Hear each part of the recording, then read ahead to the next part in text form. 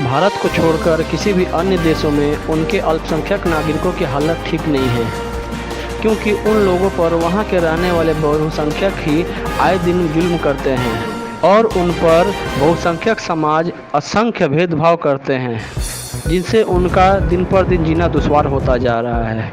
उन देशों के नियम कानून से भी उनका पूरा हक नहीं दिया जाता, क्योंकि उन देशों के कानून बनाने वाले भी बहुसंख्यक समाज के लोग हैं, जो अपनी कट्टरता के कारण आए दिन अल्पसंख्यक समाज को प्रताड़ित करते रहते हैं और ऐसा नियम कानून बनाते हैं जिससे अल्पसंख्यक समाज बुरी तरह से टूट जाए और या तो वो उनका देश छोड़कर चले जाए या फिर अपना धर्म परिवर्तन कर ले। खासकर मुस्लिम देश के हुक्मरानों ने ऐसा संविधान बना कर रखा है जिससे वहाँ के अल्पसंख्यकों को प्रताड़ना दी जा सके। ऐसे में वहाँ के अल्पसंख्यक या तो पढ़ लिख कर दूसरे देशों में चले जाते हैं या फिर नरक की ज़िंदगी भोगने के लिए मजबूर हो जाते हैं। आए दिन हम देखते आए हैं कि खासकर पाकिस्तान के हिंदुओं की अवस्था कैसी दयनीय हो गई है। वहाँ का बहुसंख्यक समाज, खासकर जो मुस्लिम कट्टरवाद है, हिंदुओं के लिए जीना मुश्किल करके रखा है।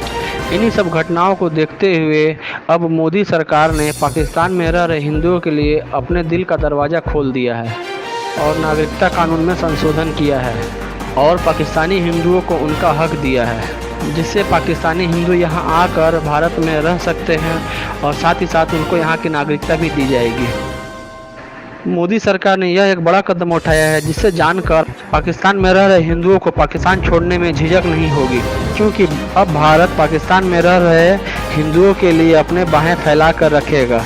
जहां भारत में पाकिस्तान से आए उन डॉक्टरों के लिए अपने दरवाज़ा खोल दिया है जो 31 दिसंबर 2014 से पहले पाकिस्तान छोड़कर यहां आ गए थे और मेडिकल की प्रैक्टिस कर रहे थे। राष्ट्रीय चिकित्सा आयोग ने ऐसे लोगों से आवेदन मांगे हैं जिन्होंने मेडिकल की पढ़ाई करने के लिए भारत की अस्थायी नागरिकता प्राप्त की है। एनएमसी के अंडर ग्रेजुएट मेडिकल बोर्ड ने शुक्रवार को एक नोटिस जारी करके कहा है कि शॉर्ट लिस्ट किए गए आवेदकों को आयोग या इनके द्वारा अधिकृत एजेंसियों द्वारा आयोजित की जाने वाली परीक्षा में बैठने की अनुमति दी जाएगी। एनएमसी नेशनल मेडिकल काउंसिल ने जून में एक विशेषज्ञों के समूह का गठन किया था ताकि प्रस्तावित परीक्षण के लिए दिशा निर्देश तैयार किए जा सकें। पाकिस्तान से प्रताड़ित अल्पसंख्यकों के बीच मेडिकल स्नातकों को भी सक्षम बनाने की पहल की गई है। उसके बाद वे यहां अस्थायी रजिस्ट्रेशन प्राप्त कर सकेंगे। यूएमईबी की माने तो आवेदक के पास एक वैध चिकित्सा योग्यता होनी चाहिए और भारत में प्रवेश से पहले पाकिस्तान में प्रैक्टिस किया होना चाहिए। आवेदन जमा करने की अंतिम तारीख 5 सितंबर है। आवेदकों को एनएमसी वेबसाइट पर दिए गए लिंक के माध्यम से ऑनलाइन आवेदन भरने के लिए दिए गए दिशा निर्देशों का सही पालन करने की सलाह दी गई है। आयोग द्वारा अभी ऑफलाइन आवेदन नहीं लिया जाएगा। आयोग द्वारा संबंधित विभागों और एजेंसियों के परामर्श से सभी आवेदनों की जांच की जाएगी। शॉर्ट लिस्ट किए गए आवेदनों को परीक्षा में बैठने की अनुमति दी जाएगी।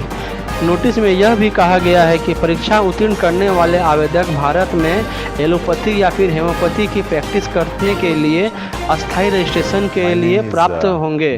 इससे आप समझ सकते हैं कि अपना मुल्क छोड़कर भारत की नागरिकता पाने वालों के लिए भारत सरकार ने एक नया और बेहतरीन तोहफा दिया है, जिसे पास करने पर वे बेखौफ होकर भारत के किसी भी बड़े से बड़े हॉस्पिटल में काम कर सकेंगे और पैसा कमा सकेंगे।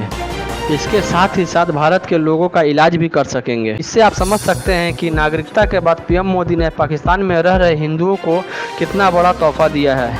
अब देखना ये होगा कि पाकिस्तान से आए कितने हिंदू डॉक्टर इसका फ़ायदा ले रहे हैं। तो दोस्तों, मोदी सरकार का यह पाकिस्तानी हिंदुओं के प्रति व्यवहार कैसा लगा और ये मोदी जी का यह कदम कैसा था, कमेंट करके ज़रूर बतलाएं।